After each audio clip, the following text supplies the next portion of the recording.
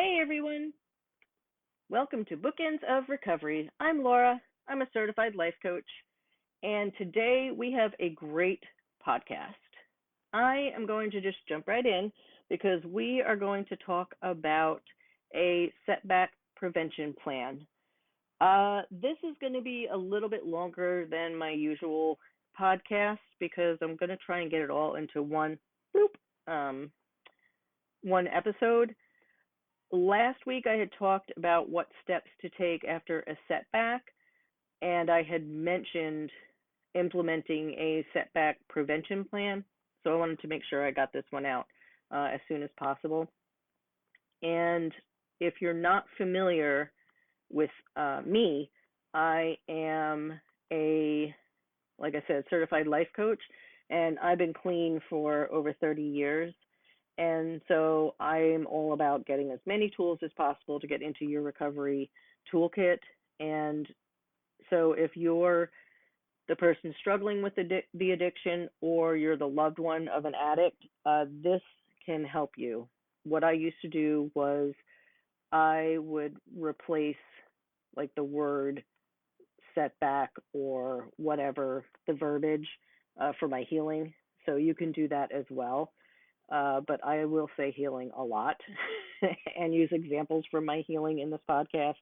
So if you're the loved one, this episode will help you as well. But don't worry, the the questions that I'm going to pose to you, I have in a workbook on my website, lifecoachlaura.org. So it's like a 20-something page workbook. It's under the resource tab, and it's also under the worksheets tab. So if you have a pen and paper, cool. If not, you can just go on my website and download it for free. So, like I said, this is a setback prevention plan.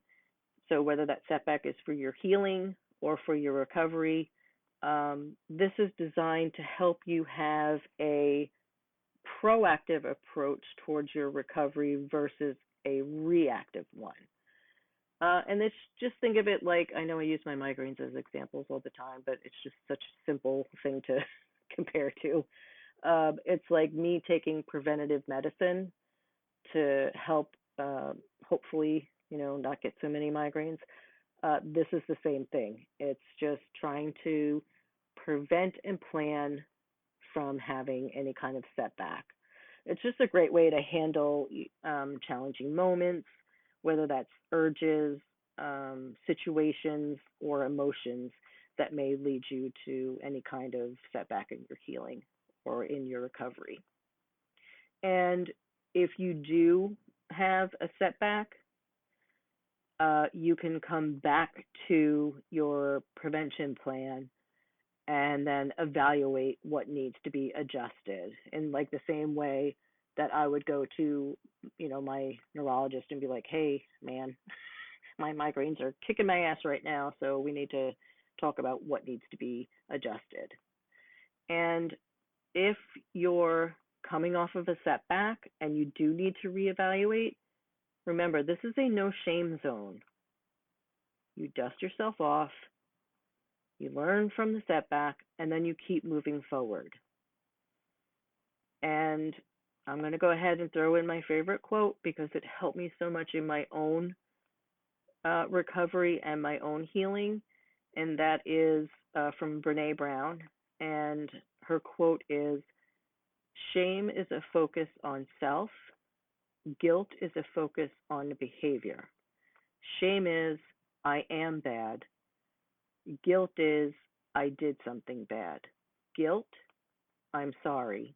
I made a mistake. Shame, I'm sorry. I am a mistake." I mean, how powerful is that?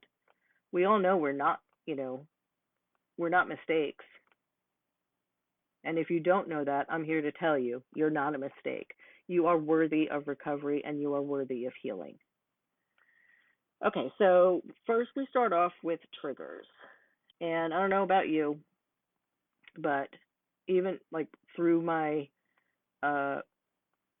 recovery And then even through my healing, I could just be walking down the street and it'd be like, bam, it's just seemingly out of nowhere. I would be hit with, this sudden urge to use or a giant wave of emotions. And it was because I was triggered by something in my environment.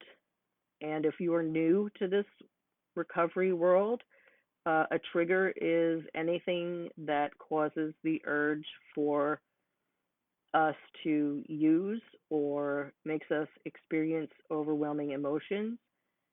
Whether that's, if you're someone in 12 step, you know person, place, or thing, but that can also be a feeling or a situation that makes us want to escape or numb ourselves, makes us feel like we're going to go into like that downward spiral. For me, it used to be hypervigilance, whatever it is. And they can change and intensify over the course of our addiction. And if you're delaying your healing, they can intensify over time as well. Uh, and you already know I have two great acronyms that can be helpful: BLAST and HALT. And they can help you from being vulnerable to triggers if you're feeling, any of those emotions. Because if you are feeling blasted or halted, you're likely to feel more anxious, especially if you don't have a solid foundation on your recovery or your healing yet. Okay, if you're not familiar with what blast or halt are, blast is bored, lonely, angry, stressed, and tired. And halt is hungry, angry, lonely, tired. And so when we're experiencing those emotions or those feelings, uh, and we're trying to move through those moments, we may, like I said, we may be more susceptible to setbacks. And so we need to be aware. And you're going to hear me say that all the time: aware. And so if we can get a simple reminder, uh, we have an opportunity to take action. And by a simple reminder, I'll give you an example of like when I was not trying, I did. When I was quitting smoking, I had a rubber band on my wrist, and I still remember it was orange. And anytime I wanted to go outside and take a cigarette break, I would take the rubber band and snap it against my wrist. So it's like, shit, that hurts. And then I would eat a baby carrot. And there's a technique that we use in life coaching that's similar to that. It's called anchoring. So that's like an anchor. If we put something as simple as like a sticky note on your computer or on your bathroom mirror or your desk, wherever you're going to see it, and remind yourself, halt and blast, just to kind of keep you aware. You can wear, if you don't want to be that obvious, you can wear a ring or a bracelet or something that you'll see. You can go on Canva and get a free account and make your phone background, one of those acronyms to just help you be mindful of your triggers. You can just do even a simple picture on your phone background that'll kind of be like, oh yeah, I need to remember. I need to stay aware of my surroundings. And that can help ground you and prevent you from reaching, for your DOC, or to keep you grounded in the present moment so you don't go spiraling into a negative headspace. I've used this example before about looking at the pathways in your brain, because don't forget how your brain is so malleable, and it can be retrained towards positive behaviors. So if you're looking at your two pathways in your brain, the unhealthy behavior is that one that's overgrown with weeds and, I'm going to say spiders because I hate them, and cobwebs. And then the healthy one is the healthy choices. That's the one that's got the butterflies and the flowers and the lush greenery and all that. You want to keep using that positive pathway towards healthy behaviors because that's what your brain is craving. And the more you use it, the more likely it's going to go there on its own. So it's important to avoid boredom. So here comes the question. So do you have your pen and paper handy? um, what are some healthy activities that you can do to keep you from being bored? And this is going to be different from everybody, right? Because the easy answers, of course, are everyone's going to be like, well, go exercise or go do this. But that may not be who you are, right? It's going to be unique to everybody. Like for me, because I get migraines, I can't go run out to the gym. It's just not going to happen. So for me, now, I can do what I'm doing, and that's writing, podcasting, you know, helping people on, Reddit, which doesn't sound like a lot, but for me, that's what helps me. A few years ago, it was exercising, it was dancing in my, well, I still dance. Who am I kidding? I just don't go out and dance, but I love to dance in my family room. I mean, and I exercise with my whatchamacallit, Oculus. Like these are things that I do to keep me from being bored. Some people will, and I still do bird watching and go walk on trails and stuff like that. But what works for you? There's um, ways that you need. I mean, it could be any, like you could do puzzles. It's just whatever you want to keep you from being bored. And what about lonely? If you're feeling lonely, we know that the opposite of addiction is connection. So you have to be able to pick up that 300-pound phone. You have to learn how to reach out and do that without feeling like you're a burden to somebody because you're not. So who makes up your sobriety circle or your healing hive? And if you don't have anybody, what's the first step that you can take today to create that sobriety circle or that healing hive? And of course, anger and stress are emotions that we feel throughout our recovery journey. So, what are healthy ways that you can move through those feelings? I remember when my first husband passed away, my oldest was very little, just a toddler. And I put him into counseling so he could learn how to process his feelings. But he was so little he couldn't verbalize it. And so one of the things that the counselor told him to do was to go scream at a tree, and it worked. And so when I was going through my trauma and trying to process that, I screamed into a pillow. It worked. But that's me. So what are healthy things that you can do to move through your feelings? Like for me, journaling also helped. Writing letters to people and not sending them, you know. Um, those are just ways that I was able to process through anger. You have to figure out what you can do to process through yours. Tuning into your body, that's going to help you identify when you're feeling tired. So what changes can you make to get adequate rest and then do that without feeling guilty? One of the things that I used to do was I would take a bath because I was really good about carving out time especially during my step work. I would carve out a time during the day because my kids were still little, so I would make sure that I would have time away from my kids and I could work on myself. And so I would take in the beginning I would take a bath and bubble bath and my aromatherapy and my playlist and all that fun stuff. But I was watching the clock the entire time, and I would sit there and wonder, like, is homework getting done? do I need to go clean the kitchen? What do I need to do for work tomorrow? Like I could never just settle down and be at peace inside my head. And I felt guilty for just sitting in that tub.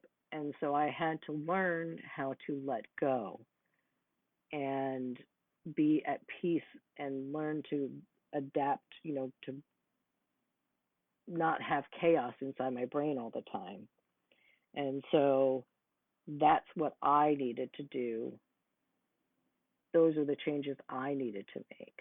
So, what changes do you need to make to learn how to do things without feeling guilty?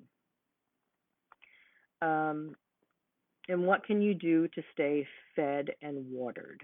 And yes, this is what we say in our house because of my migraines. But it sounds silly, but eating well and staying hydrated and exercising keeps our minds and bodies sharp and in better shape to manage triggers. And uh, that's why I say when you're putting your go bag together for your, if you haven't heard that, I believe I did a post, and I know I did a blog on it about, a podcast on it. The things that you need to put in there, a healthy snack and water, because staying hydrated and eating well will keep you less susceptible to triggers. And then we also need to learn how to identify emotions and then respect them, because many of us may not be familiar with some of the feelings that are showing up, and that's okay. Just give them some space to stretch their legs in your mind, because new emotions can be challenging, so don't rush it. Take your time with them, because pushing ourselves too much, too fast, can actually do more harm than good to your healing and your recovery. So allow yourself to move through your emotions and process through them rather than shove them down. Remember, it's okay to be hurt. It's okay to be angry. It's okay to be sad. It's normal. Some of us have been wounded or traumatized by what we've been through. And you don't have to figure out every emotion that comes your way. Don't do your best not to analyze your emotions and instead practice self-care and patience. Give yourself grace, especially in the beginning stages of your journey. And if you're feeling stuck or overwhelmed, take a break. Emotions don't reveal themselves overnight. They're too complex. And when you're ready, they'll show up. So please, don't force anything, because I think you can do yourself more harm than good. And we want good things to come from your healing and your recovery. Okay, get ready to write again, because now your next high risk identification is going to be emotional triggers. So you're going to notice and then write down strong reactions to situations. So when you notice these situations that you're in, and you can feel your body just kind of like, write it down, and then ask yourself, what can be done to address and resolve your reaction? Remember, it's okay to ask for help. So if you need to go see a counselor, go see a counselor. There is absolutely no shame in reaching out to someone. That's perfectly fine. And you can also reach out to the crisis text line.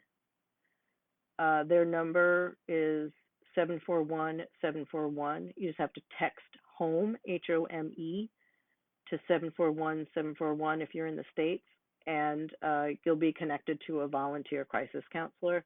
Their website is also crisistextline.org in case you're out of the United States. But never be afraid to ask for help. And when you're feeling a negative emotion, ask yourself, when have I felt this way before? And notice if it's a pattern. And if it is, ask yourself what can be done to break that pattern. And if there's feelings that are showing up and you're not quite sure what they are, look up an emotion wheel. Just Google emotional wheel, sorry, and you'll be amazed at how many emotions there truly are. I was, because some of the stuff I was feeling, I was like, I know that it's anger, but I know there's more to it than that. And so I was able to drill down. That's pretty cool.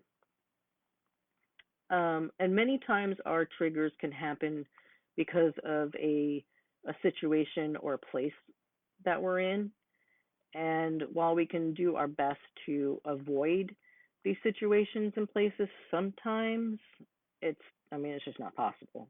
Like sometimes we have to find ways to accept that we have to be there, and then we have to figure out how to adapt to it, right? So I have another acronym. I know I love acronyms. I just can't help it. But this may help. So it's ARC, ARC. It's acknowledge, respect, and celebrate. So you're going to acknowledge your trigger or the emotion. And again, we're going to notice that it's there, right? Because we don't ever want to ignore it. And then you're going to respect it. You don't have to like the fact that the trigger exists, but you can respect that it's there to teach you something.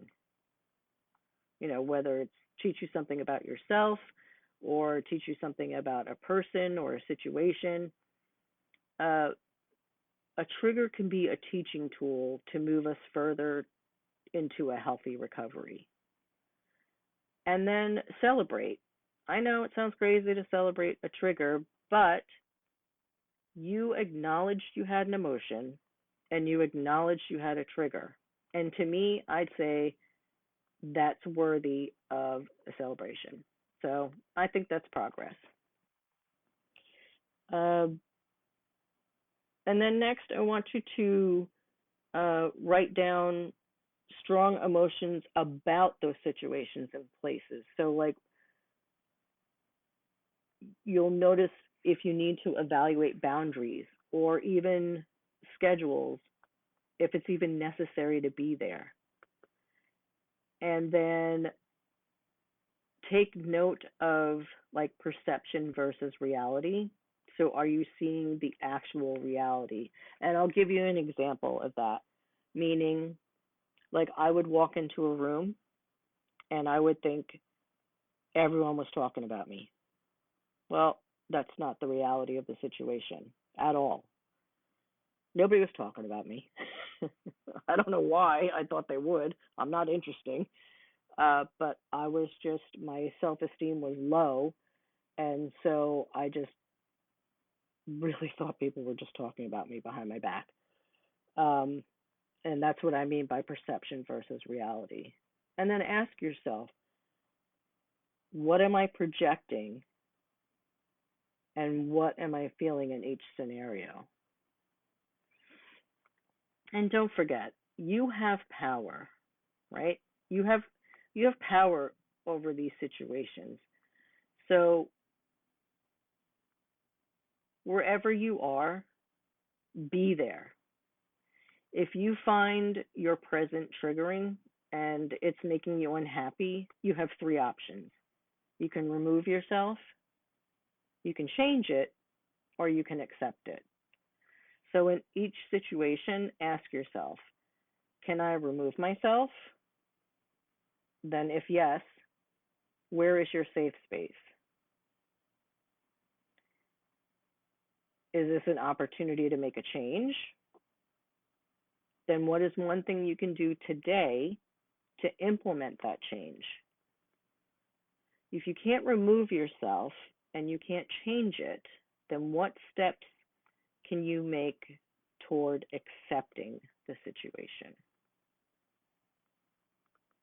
Okay, so the next part I'm going to talk a little bit about is identifying a slippery slope. Again, awareness plays a key role in our recovery and in our healing. So I talked about this, maybe I didn't talk about it. I know I wrote about it. The frog in the water parable. If a frog is placed in boiling water, it will know it's in danger and immediately jump out, right? Because it clearly knows that the water is boiling. But if a frog is placed in cool water that's gradually heated, it won't realize until it's too late. And you're probably like, okay, well, but what does that have to do with recovery? Well, it's a really good metaphor because sometimes we're unaware of all the risks that are around us because they happen so gradually. And setbacks are a gradual process. They start with that slippery slope of small changes. So whether that's like your thinking or your behaviors, so maybe you're starting to isolate or you're having like those angry outbursts or those small lies, or you're romanticizing past use, and then they escalate from there. So be mindful of that slippery slope. Sometimes it's our loved ones that can see it before we even do. Excuse me, I'm sorry. Okay, so you've done a great job identifying high risk situations and triggers. So let's move on to the recovery and healing tools. Now, this I will say, I'm going to go through them kind of sort of fast. I'll summarize them, but for the details of each one, and I'll tell you which ones they are, I have all the links in the blog posts that are on my website so that you can see a deeper dive into each one. Okay.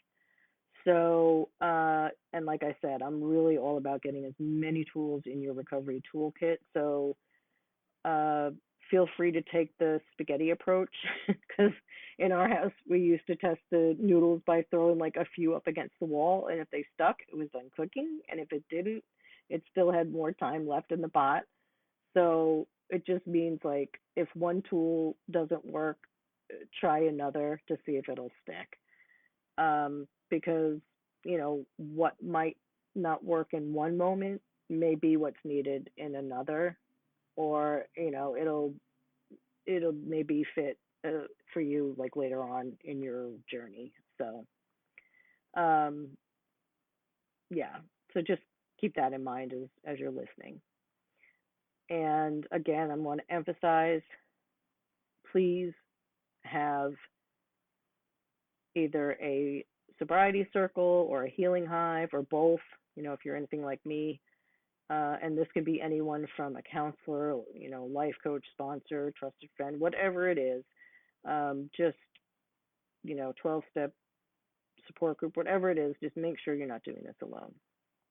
Okay, so the first thing we want to talk about is your recovery and healing toolkit. And this is just whatever makes up anything that is comprised of what helps you recover and heal. So you can write out a recovery and healing mission statement. And this is just a short statement of how you see yourself and where your recovery and healing will lead you. And this is just to help motivate you. So again, that's something you can put on a Post-it note. You can put on your phone, whatever you want, but it's something short and sweet that you can look at. And when you're feeling like in those moments, because your recovery, your temptation to use, I want you to think of like a circle. because I'm drawing it and you can't see me do it.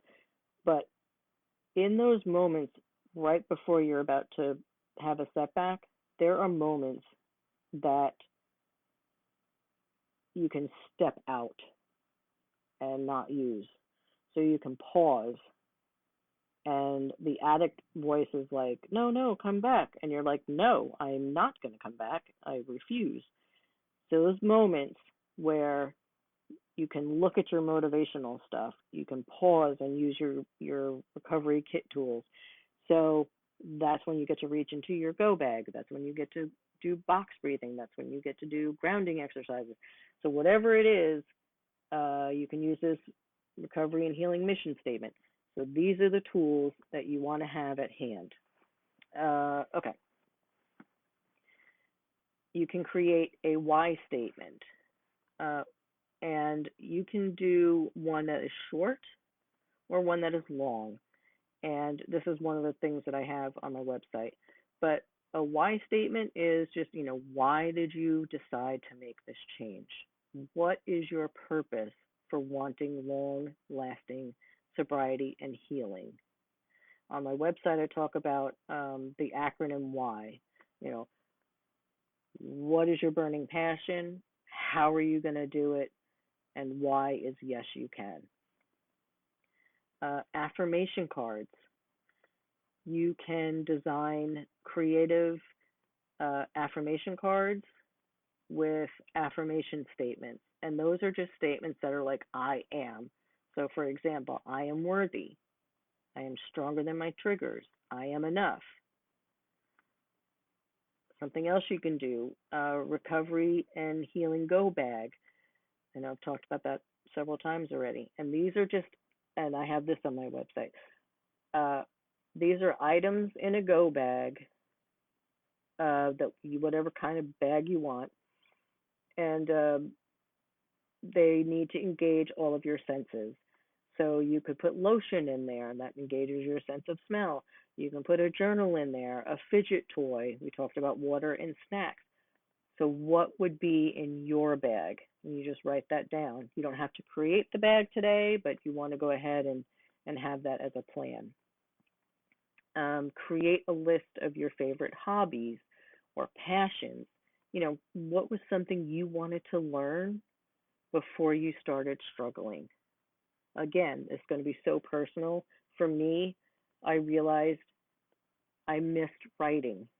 Like it was something I've always wanted to do, and then I started getting high, and I was like, I'm a really good writer when I'm high. And then I got clean, and I was afraid that I wasn't going to be a good writer again. Now, I don't know if I'm a good writer, but I enjoy it, and that's all I care about. And I hope that somewhere in the middle, somebody gets some benefit from it. Next, create a list of distraction tools that you can use. For instance, grounding techniques. Those are on my website. Deep breathing, also on my website. Things like exercise, organizing, journaling, cleaning, gardening. It doesn't matter what it is. The idea is that you want to be able to stop the cycle. Remember, I talked about the circle. When you step out, you want to have something that will distract you in those precious moments. Again, unique to you, but it has to be able to work, and it needs to be a healthy alternative. You want to have a support system. So we talked about the sobriety circle or your healing hive. Make it a priority to have at least one person by the end of you listening to this that you can have in your circle or your hive. Because I know I've said this a million times already today, but I cannot emphasize this enough. I tried to do it alone for almost a year. I caused myself so much damage, and I don't want anyone else to do the same. This is why I do this, because when I say that I am passionate about people not going through what I went through, I mean it.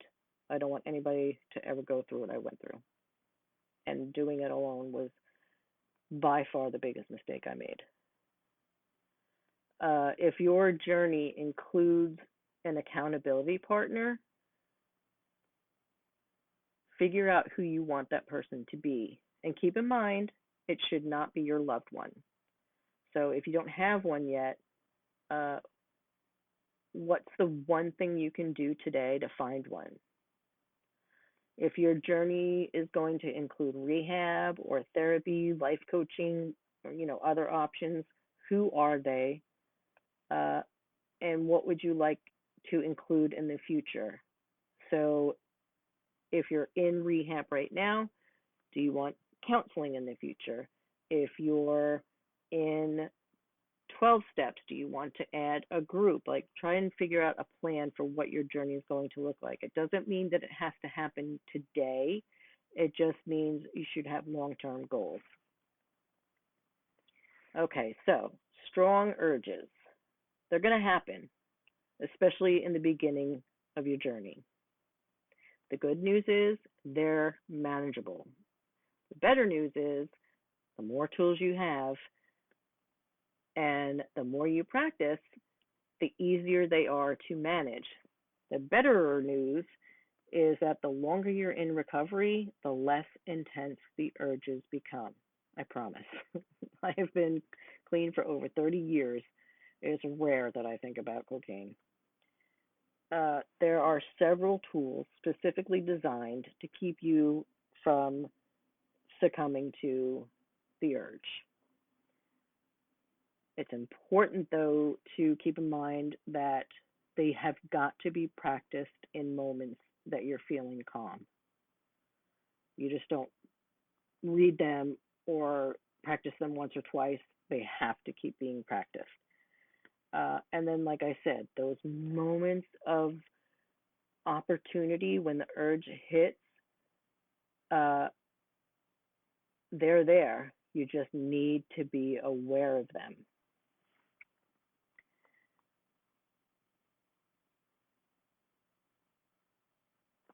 You need to make sure that the very moment you feel the urge or the craving, you know that this is your first chance to intervene. This is why I say self-awareness is crucial. So instead of acting or reacting impulsively, you'll acknowledge the urge. You'll pause to assess your emotions and then use one of your tools. So you want to take a moment to pause and breathe. So write down what are your favorite kind of breathing techniques, whether it's box breathing or deep breathing, whatever. Like I said, I have those examples on my website. Another great alternative is to learn how to urge surf. Again, I have that on my website. But that is, in summary, you can observe the urge without acting on it. So you just allow it to pass like a wave. You notice the urge, you focus on your breathing, and then you remind yourself that it will pass. So you can describe the sensations in your body, like tightness or restlessness, as you wait for the wave to pass. You can try the 5-minute rule, which means you delay acting on the urge for 5 minutes and you just pause, breathe, and then choose the distraction.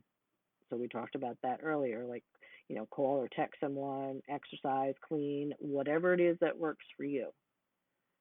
And then what you can do for the 5-minute rule is have that plan of figuring out what the distraction would be that works for you in that moment. So write down what works for you as a distraction. You can challenge the urge. Tell it. You're going to talk to the urge. It sounds silly, but I'm telling you, When I learn to talk to my things, it works. So, you could say something like, there are healthier ways to deal with this stress right now. So, what can you come up with as ways to challenge the urge? You can try to apply the sober technique, which is S is for stop, O is for observe your emotions and your physical reactions, B is for breathe, E is for expand your awareness, R is for respond with a healthy response. So, what is your healthy response?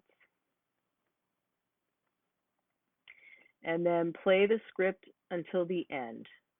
That's also on my website. So, you're going to ask yourself, what will happen if I give in to the urge? And how will I feel if I resist the urge and stay on track? But like I said, I have a more detailed one to that. And then long-term support. What recovery support can you commit to every week? Again, we go into, do you plan on attending a meeting every day, a meeting twice a week with support groups in there? Like, what is your game plan? Counseling once a week, counseling twice a month? What looks like a good recovery to you? Again, it's individual. What plans do you have for your accountability? Again, individual.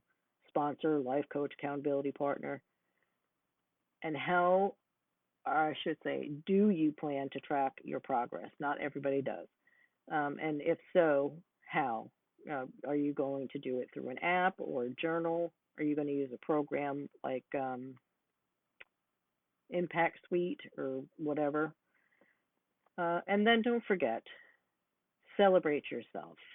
Because celebrating our wins, whether they're big or small, keeps us motivated and engaged in our recovery and healing process.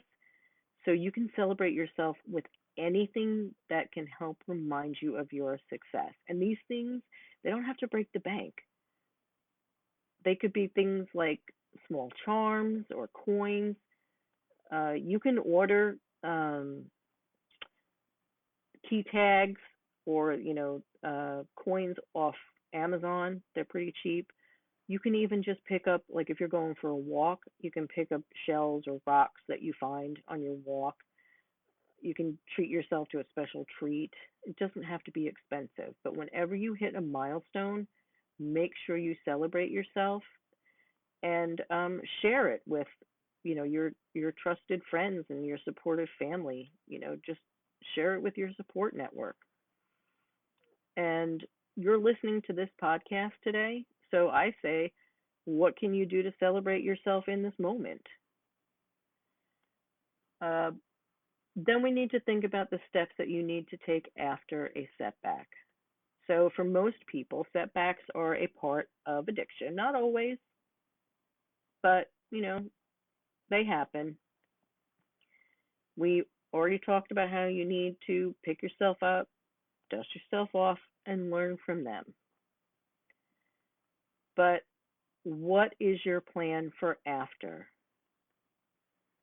Who is your safe person to reach out to in your sobriety circle or your healing hive? You got to go back through and do your trigger evaluation. What needs to be changed in your trigger identifications? I would encourage you to look at the post on the 3 circles, because that will help you identify if something needs to be moved from your middle circle into your inner circle. What lesson can be learned from the setback? What changes need to be made to your setback prevention plan? And then how can you prevent, and this is probably one of the most important, how can you prevent feelings of shame from setting in? And then, of course, what is the good? Instead of asking yourself, what good is it? Ask yourself, what is the good? I mean, we don't want setbacks to happen, but they're a part of many of our journeys. The important thing is to hold space for yourself or for your loved one and not jump to judgment or shame. We have got to embrace self compassion and then just recommit to our healthy habits again. Remember, you're not alone. I am in your corner and I am rooting for you. So if you need anything, please feel free to reach out to me. Don't be afraid. I am truly here for you. If you have any questions or if you um, need to download that workbook, please feel free to contact me, lifecoachlaura.org. I am very grateful that you're here. I am sending everyone happy and healthy vibes. Thank you so very much.